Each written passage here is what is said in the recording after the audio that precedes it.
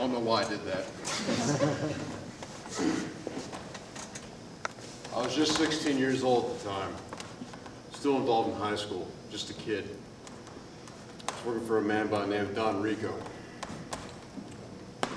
News had spread that an associate of his daughter, had been raped, mutilated, and killed.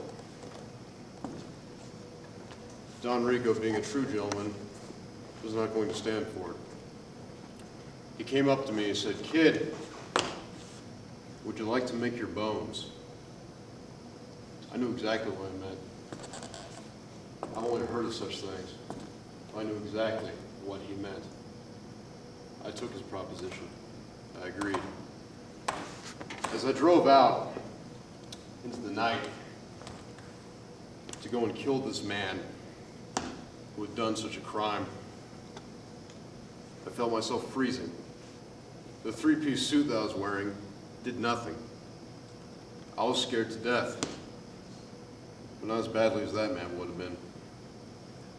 The .45 dangling in my holster kept jarring me awake, reminding me of the gravity and the gravitas of what I was about to do.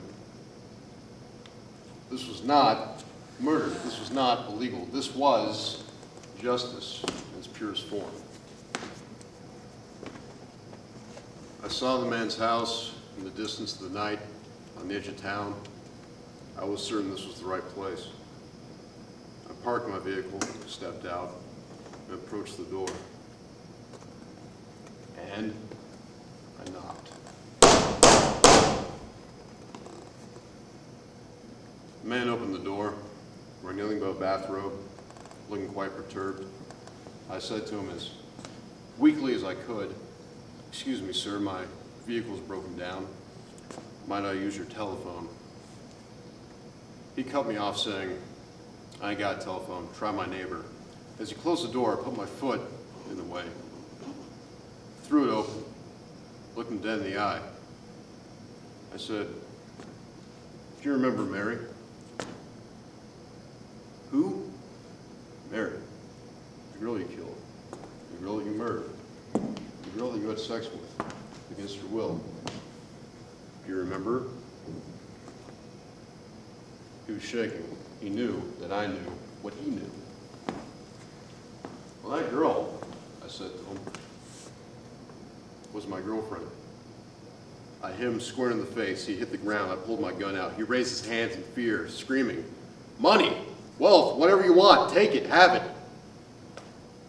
I looked him dead in the eye. I smiled. I felt something I've never felt before. It was orgasmic, looking at him in the eye as I pulled that gun out. "You peasant of Ante, you son of a bitch." I shot him twice in the head, twice in the chest, 3 times in the groin, and not in that order. He suffered before he died. As I carried him to my car, I thought of the words that Don Rico told me. Whether it's in love with a woman or hate with a man, you don't forget your first time. I drove out into the wilderness, into the woods. I was shaking, fearful that I might get caught, but more fearful of what I felt. Joy, carnal joy. I stopped the car, took out a cigarette, lit it up, and then I heard a sound coming from the trunk. How in the fuck was this guy still alive? What the hell happened? I was freaking out. I pulled my gun out, I got out of the car. Blood was pouring down my face in the rain. I was sweating profusely. I got to the trunk of the car, cocked the hammer back, threw the trunk open. Nothing. No blood, no clothes, no body, nothing.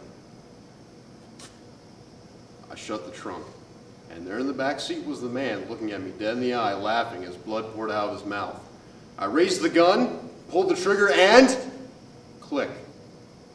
And then I heard a voice behind me. "Cut, that's a wrap."